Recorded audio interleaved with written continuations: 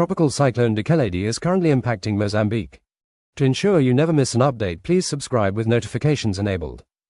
Tropical cyclone Dikeledi is currently impacting Mozambique, having made landfall in the Nampula province. As it moves inland, the system is expected to weaken. The provinces of Nampula, Cabo Delgado, and Zambezia are experiencing severe weather conditions, including heavy rainfall, destructive winds, and dangerous sea states. Dikeledi is forecast to re-enter the warm waters of the Mozambique Channel, where it could potentially re-intensify into a stronger cyclone. It is then expected to track south-southeast, bringing it closer to the west coast of Madagascar. The potential for the cyclone to threaten the southwest coast of Madagascar exists, but the exact track and intensity remain uncertain. Islands in the region, such as Wanda Nova and Europa, may also experience significant impacts, including heavy rains, strong winds, and dangerous sea conditions. Residents in affected areas are advised to closely monitor weather forecasts issued by the National Meteorological Service and take necessary precautions to ensure their safety. That's all.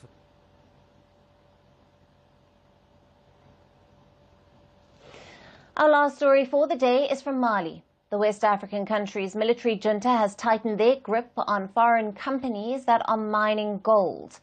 Their latest target, Canada's Barrick Gold. Malian authorities have seized tons of gold from a mining site operated by Barrick Gold as the junta-ruled nation looks to get a fairer distribution of revenue from its mining sector. This has left the Canadian firm scrambling to protect its operations in the country. We bring you more details in our next report.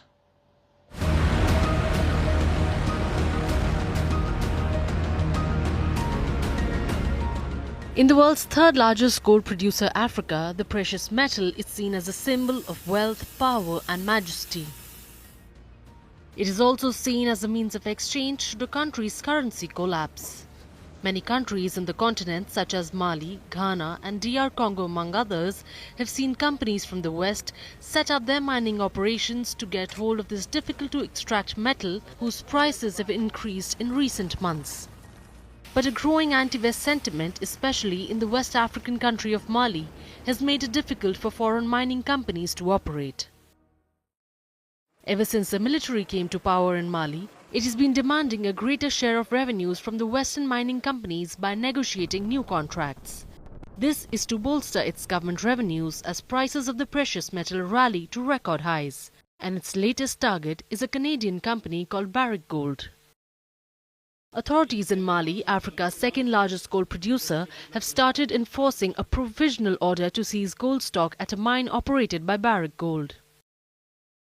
Around 3 metric tons of gold has been flown out by the Malian authorities from the company's Loulo-Gounkoto mining complex in western Mali over the weekend, which reports suggest is valued at $245 million. Loulo-Gounkoto accounts for around 14% of Barrick's 2025 estimated gold output.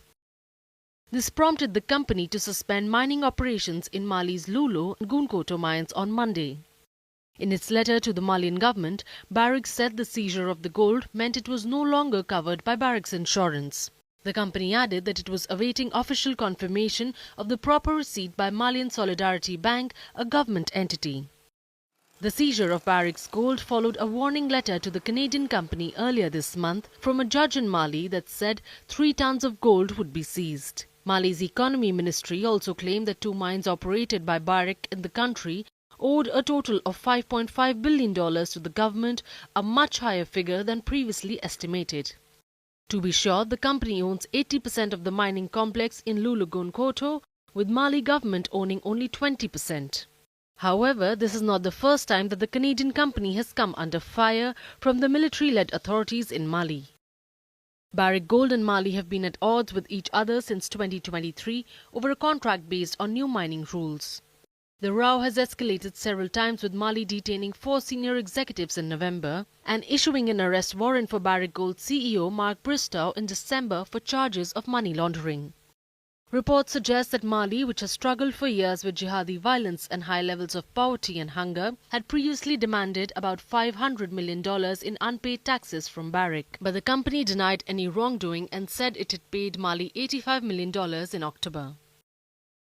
Mali has similarly been pressuring other foreign companies too. In November 2024, Australia's Resolute Mining also came under fire after its CEO and 2 executives were detained in capital Bamako. The mining company had to pay $160 million to the government to help resolve the tax dispute. However, this bulldozing on companies has not been limited to Mali. Mali's neighbours Niger and Burkina Faso have also increased pressure on Western companies. Burkina Faso said in October 2024 that the country had planned to withdraw mining permits from some foreign companies and would seek to produce more of its own gold. In Niger, authorities took control of the French nuclear fuels company Orano Somer uranium mine in December. So as West Africa tightens its grip on mining operations, Western companies are scrambling to protect their operations in the junta-ruled countries.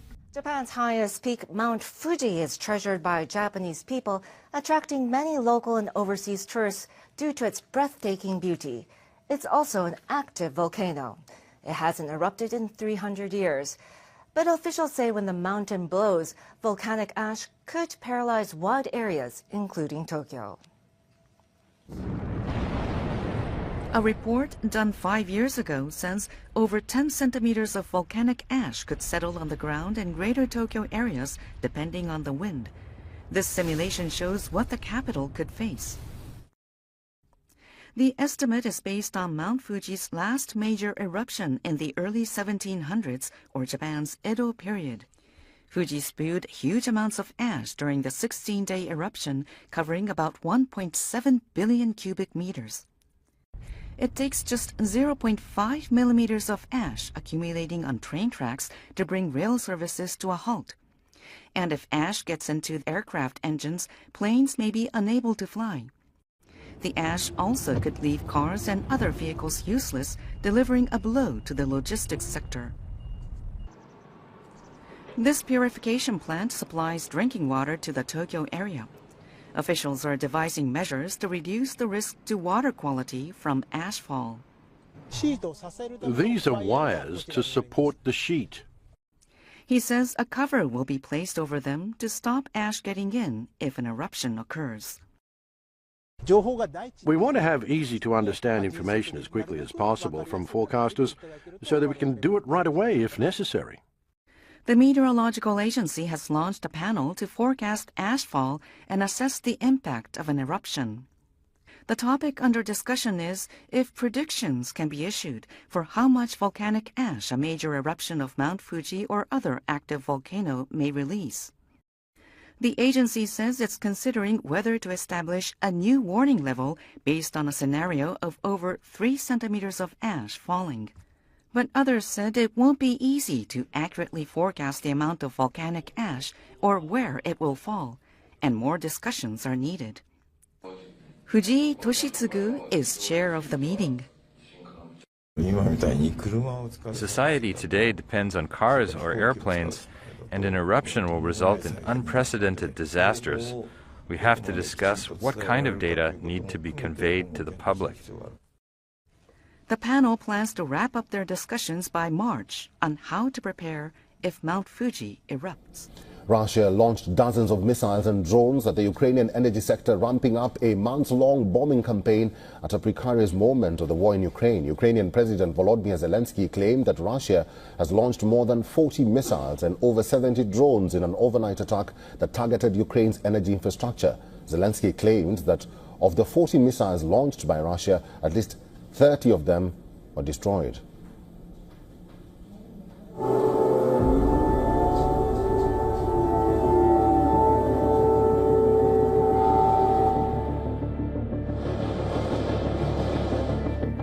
People in Kyiv take shelter at metro stations as Russia launches an air attack. Minutes before, Ukraine's Air Force had warned of numerous groups of missiles launched by Russia amid a nationwide air raid alert. The barrage came just one day after Kyiv said it had carried out its largest aerial attack of the war on Russian army factories and energy hubs hundreds of kilometers from the front line. The Ukrainian Air Force claimed Russia deployed 43 cruise and ballistic missiles and 74 attack drones in the overnight barrage that appeared to have targeted strikes mainly in western Ukraine. The Russian Defense Ministry confirmed its forces carried out high-precision strikes on energy facilities that support the Ukrainian military-industrial complex. Moscow claimed that all the designated targets were struck. But the Ukrainian Air Force says 30 missiles were shot down as well as 47 drones. The Ukrainian national grid operator had to introduce emergency blackouts in 7 regions, which was lifted later. Critical infrastructure facilities were hit in Ukraine's western Ivano-Frankivsk region. Officials in the western Lviv region, which borders the EU and NATO member, said 2 infrastructure facilities were hit in 2 of its districts. The governor of eastern Donetsk also reported critical infrastructure being hit in the Russian barrage. The Kherson mayor confirmed that part of the region faces blackout after the overnight attacks. The Russian military accused Kyiv of using US and British-supplied missiles in one of the attacks on Tuesday and vowed that it would not go unanswered. The intensifying drone and missile strikes between Kyiv and Moscow come at a challenging time for Ukraine, with significant developments along the extensive front line.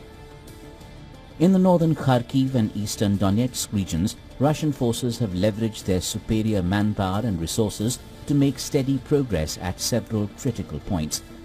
Now all hopes are pinned on US President-elect Donald Trump, who has time and again claimed that he can stop the war in no time and has expressed his willingness to meet Russian President Vladimir Putin.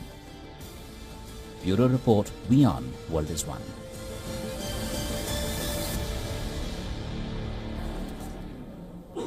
And still on that, we earlier spoke to Dr. Charles Kupchen, who's a senior fellow at the Council on Foreign Relations, and this is what he told us. President Putin will talk to President-elect Trump, and I'm guessing that they'll have a conversation early on after Trump takes office. Do I think that there's a chance of ending this war? Yes, I do. I think that the Ukrainians are suffering an enormous amount of damage, death, and destruction. I think that the Russians are also suffering economically. They've lost close to 700,000 soldiers killed and wounded. So I do think that there is a possibility here that the war can be ended, ceasefire take hold. And in some ways, I think what we're seeing now in this escalation is both sides jockeying for position, both sides attempting to put themselves in as strong a position as possible at the negotiating table, knowing that Trump is going to try to negotiate an endgame. President Yoon Suk-yeol was arrested at 10:33 a.m. local time. This is a first for a sitting South Korean leader. As you can imagine, this is uncharted territory. Legal analysts and political observers are debating whether we'll be seeing Yoon in handcuffs or not. Where will he be sleeping tonight? Will he get preferential treatment? How will he be treated by authorities? We do know that Yoon can be held for up to 48 hours, and then another warrant would be needed to formally indict him in order to keep him in custody. This Wednesday morning, we've been seeing that footage of a motorcade with the president sat inside, driving through central Seoul, taking the country's leader in for questioning at the Corruption Investigation Office for high-ranking officials in Gwacheon, which is a satellite city just south of the capital. Regardless of what happens in the days and weeks to come, these images will certainly go down in history. Meanwhile, the president himself has already spoken out via a video message he recorded from his house. He said the country has descended into lawlessness and proceeded to accuse the arrest warrant used against him as illegal. And he says that he does not wish this injustice on anyone else. And finally, he also added that he does not recognize the authority of the anti-corruption body that is set to question him this Wednesday. Over the past 6 weeks since that initial declaration of martial law, we've seen such vehement criticism of Yoon, but also diehard support for him. Just remind us how we've gotten to this point. Well, these charges of insurrection against President Yoon are in relation to his attempt at imposing martial law back on December 3rd. It was a declaration that really shocked the nation. President Yoon and his supporters, though, claimed that the opposition-controlled National Assembly had been paralyzing state affairs. And because he couldn't push through any of his policies, he tried to put a military general in charge of the country. That power grab really plunged South Korea into political chaos. On top of this arrest, there are also impeachment proceedings against him. Currently, the country's top court is deciding on President Yoon's fate, on whether or not to confirm the National Assembly's decision to permanently remove him from Let's go live now to CBS News Chief White House correspondent Nancy Cordes, close to President-elect Donald Trump in West Palm Beach, Florida. Trump now posting to social media, Nancy, about this deal. What can you tell us about that? Well, he is claiming at least partial credit, Liz. He's calling it an epic ceasefire agreement, and he is claiming that it could only have happened because he was elected in November. What he is saying is that the fact that he has been arguing for weeks that there would be hell to pay if there wasn't a hostage deal before he came into office next week, that he's saying that pushed the parties across the finish line. And he goes on to say in this statement, "We have achieved so much without even being in the White House. Just imagine all the wonderful things that will happen when I return to the White House." Now, I imagine the Biden administration would quibble with this characterization. They have been engaged in these very delicate on and off negotiations for months. But you're already hearing from Republicans on Capitol Hill, like Senator John Cornyn of Texas, who's saying it is no coincidence that this is getting over the finish line now with just a few days until Donald Trump takes office. Of course, both sides trying to take credit for this, Nancy, but it's worth noting, as Margaret Brennan brought up in that special report, that this deal came together thanks in part to a member of the Biden administration and the Trump team working together to get this deal accomplished. Right. This was an unusual situation where the Biden team really looped in Trump negotiators from the very beginning, kept them posted on every twist and turn in this negotiation, in part because the Biden administration is hoping to influence Trump on the Middle East going forward when he is president and the Biden team doesn't have any say anymore. They know that Trump views the situation there somewhat differently than they do, and they thought that this was a way to kind of bring his team in on the early side so he would understand some of the complexities that they have been dealing with ever since this war first broke out a year and a half ago. Yeah, no question that the president-elect is going to be taking credit for this in the next weeks to come, especially as we start to see these hostages being released. Any indication, has the president given any indication on the other foreign conflicts that are happening right now and what he plans to do in those particular conflicts? Well, he's made it very clear that he would like to see the war in Ukraine come to an end. In fact, Pete Hegseth, his nominee for Secretary of Defense, said something interesting yesterday. He said, we all know who the aggressor is in that war, meaning Russia, stating the obvious, but going a step further than Trump is usually willing to do when he's speaking about the war in Ukraine. He doesn't like to speak negatively about Vladimir Putin or Russia, but we know that he is interested in some kind of negotiated solution. And he even made the case at one point that he would have this all worked out even before he enters the White House. That's obviously not going to be the case. He's being sworn in just 5 days now. But he has said that he wants to get this dealt with quite quickly. So we'll be able to watch and see if he actually has a plan to do that, if he has a plan to bring the leaders to the table, something that they have been unwilling to do once he takes office on January 20th. CBS News Chief White House Correspondent Nancy Cordes, thank you so much for that. The countdown has begun for Donald Trump's presidential inauguration, which will be held in 5 days. With preparations underway, there are certain groups that are worried about the new presidency. The migrant community from Mexico is one of them. In Mexico's border town of Tijuana and Ciudad Juarez, shelters and humanitarian organizations are wary of Trump's upcoming presidency and what it means for immigrants, especially undocumented Mexican workers. Both these towns fear they are not prepared for a potential wave of deportations. The Ministry of the Interior is planning to set up temporary shelters here in Ciudad Juarez, where temporary lodging, food, that is, basic services and transportation to their place of origin in Mexican territory will be provided. This will be for Mexican deportees. We expect the North American government to deport only Mexicans. 20th is going to be a power display to show that they are going to deport people. I think they are holding people to deport, but they are going to put on a show off for a few days, showing how the mass deportation will be, and after that, we have to observe what is really going to happen. Trump, in many of his campaign speeches, spoke about deporting illegal immigrants. His promise of carrying out the largest deportation in American history still rings loud for many as Trump prepares to re-enter the White House. Many wait with bated breath for the immigrant order that the Republican leader will implement. Richard Engel was pointing out a moment ago about, the steps here down the wire leading to what we hope will be the release of hostages. Jeremy, to your knowledge, does the U.S. have any influence in the order of hostages in terms of their release?